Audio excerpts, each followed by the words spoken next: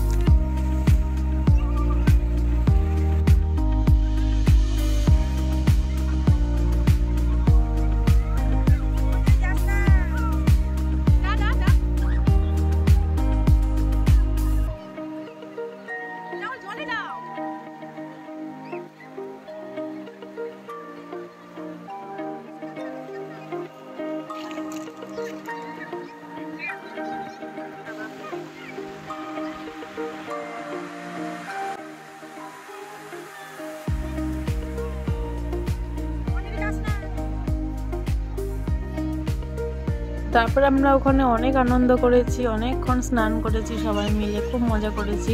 তারপরে স্নান টান করে সবারই খুব খিদে পেয়ে গেছিলো, তাই ওখানে একেবারে খাওয়া দাওয়া করেই আমরা হোটেলে আবার ফিরে গেছি। তারপরে বাচ্চাগুলোকে নিয়ে একটু ঘুমিয়ে পড়েছিলাম, আর ঘুম থেকে যখন ঘুমটা ভাঙে দেখি খুব জোরে জোরে বাজ পড়ছে। তো এত জোরে বাজ পড়ছে যে ঘুম ভেঙে গেছে। তা বিকেলবেলা একটু ঘুরতেও ভেবেছিলাম, তো সেটা আর হলো না। আর এখানে বেড়াতে গেলে পরেই আমি চায়ের সরঞ্জাম নিয়ে আসি, তো চা কত কিনে কিনে খাবো, তো সেই জন্য চা বানাই। যদিও এই ইলেকট্রিক কেটেলগুলো সব হোটেলেই থাকে, তাও আমি বাড়ি থেকে নিয়ে আসি, কারণ আমার ওগুলো সবাই ইউজ করে, আমার ভালো লাগে না। এই ইলেকট্রিক কেটেলটা আমার দিদিভাই দিয়েছে, খুবই কাজের জিনিস। তো আমি এটার মধ্যে চাও বানাই, আবার বাচ্চাদের ম্যাগি ট্যাগি হলেও বানাই। আবার আমার মা তো যেহেতু নিরামিষ খায়, তার জন্য একটুখানি ভাতও করে দিতে পারি, মানে সিদ্ধ ভাত আর কি। তো তার জন্য আমি চাল ডাল আলু এগুলো সবই এনেছি। তো আমার মা আর আমার ছেলেও খেয়ে নিতে পারে, যেহেতু ছেলের একটু এখনও বাচ্চা, বাইরে খাবার খেতে পারে না, তো খুব একটা ঝাল টাল লাগে। তো এই যে ঘুম থেকে উঠে পড়েছে এখন।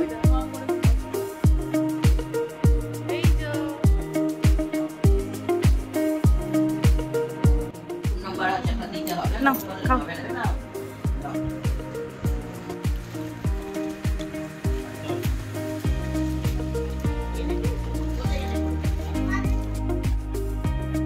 সন্ধেবেলা এরকম চা খাওয়ার পরে তো ভেবেছিলাম একটুখানি বেরোবো, কিন্তু বৃষ্টিটা তো কমছিলই না। তারপরে রাতে কি খাওয়া যাবে সেটা দেখতে বাইরে যেতে হবে। আর আমাদের এরকম সেকেন্ড ফ্লোরে সুইমিং পুল ছিল, যেখানে আমি যেতে পারিনি।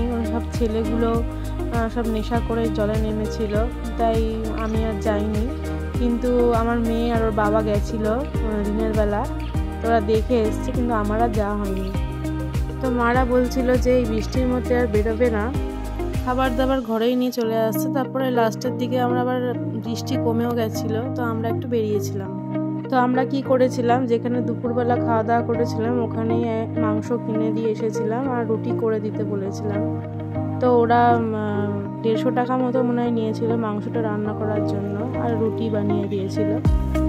আর যে ভাত খাবে ভাত, আর রুটি খাবে রুটি, তার আলাদা, আর মাংসের আলাদা।